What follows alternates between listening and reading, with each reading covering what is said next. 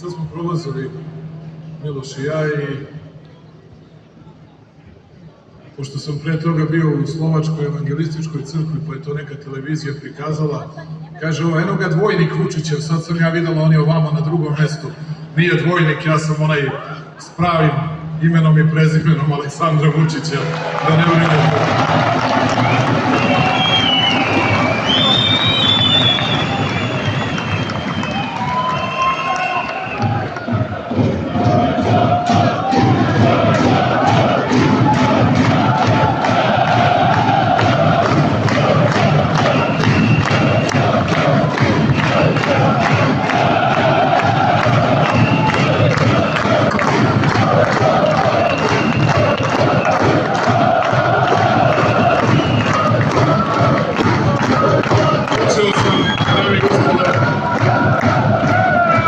Počeo sam šaljivim obraćanjem, ali ono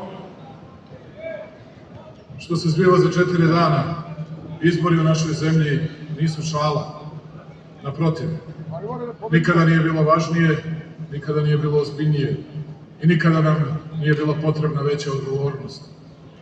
I kada to kažem, to govorim sa svim saznanjima o tome kakvi nas pritisci očekuju, kakvi problemi očekuju našu zemlju zbog toga što čuvamo Kosovo i Metohiju u sastavu Srbije, zbog toga što nećemo da se odreknemo onoga što je naše, onoga što je pripadalo ovoj zemlji, onoga što pripada i što će pripadati.